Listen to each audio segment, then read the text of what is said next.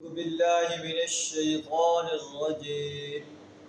بسم الله الرحمن الرحيم. ولقد أرسلنا موسى بآياتنا إلى فرعون وملئه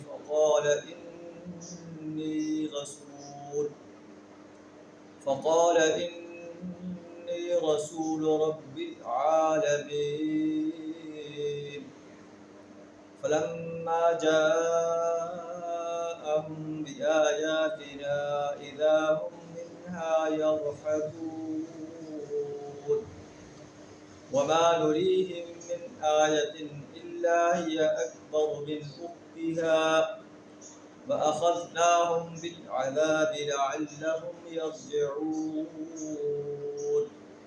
صدق اللہ العظیم. سورہ الزخرف آیت نمبر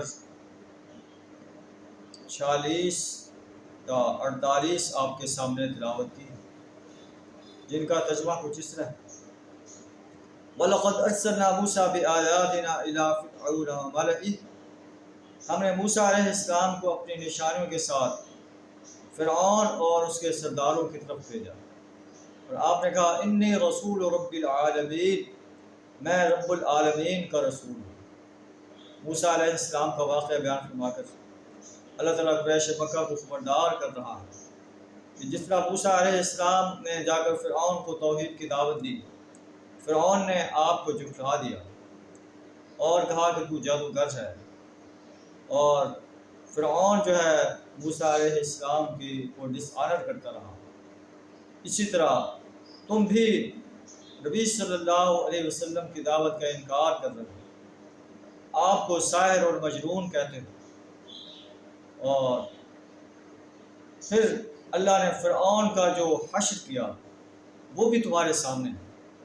اگر تم اسی طرح نبی صلی اللہ علیہ وسلم کی دعوت کو رد کرتے رہے، آپ کو ساحر اور مجنون کرتے رہے، تمہارا انجام بھی وہی ہو سکتا ہے جو فرعون اور فرعون کے آل کا ہوا تھا، فرعون کی قوم کو. تو تمہیں سمجھ جانا چاہیے، نبی صلی اللہ علیہ وسلم کی دعوت کی تکذیب کرتے ہوئے یہ کئی بار سوچنا چاہیے. فلما جاءهم بآیاتنا اذا هم منها یضحکون. جب موسیٰ علیہ السلام ہماری آیات لے کر ان کے پاس پہنچے تو وہ ان پر ٹھٹھے مارنے لگے، اور جو ہی وما نریہم من آیت، نہیں دکھاتے تھے ہم کوئی نشانی، الا ہی اکبر من اختها، وہ پہلی نشانی سے بڑھ کر ہوتی تھی. وَأَخَذْنَاهُمْ بِالْعَذَابِ، ہم نے انہیں عذاب میں دھر لیا، لَعَلَّهُمْ يَرْجِعُونَ، تاکہ وہ اپنی روش سے باز آ جائیں. قریش مکہ کو انڈائریکٹ وارننگ دی جا رہی ہے کہ تمہیں بھی اللہ کا عذاب اپنے لپیٹ میں لے سکتا ہے.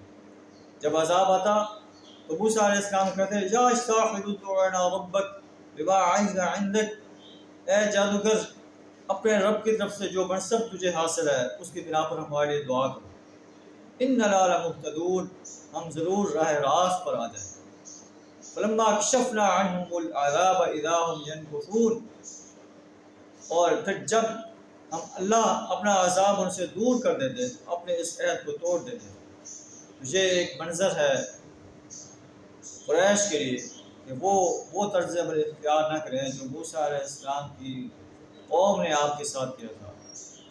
فرعون اور اس کے سرداروں نے، فرعون کے آل نے آپ کے ساتھ کیا تھا. آخرکار وہ پانی کے عذاب میں غرق کر دیے گئے. تمہیں بھی ایسے عذاب کا سامنا کرنا پڑ سکتا ہے. اللہ تعالیٰ ہمیں پیارے نبی صلی اللہ علیہ وسلم کی دعوت کو من و عن تسلیم کرنے کی توفیق عطا فرمائے. وآخر دعوانا ان الحمد للہ رب العالمین.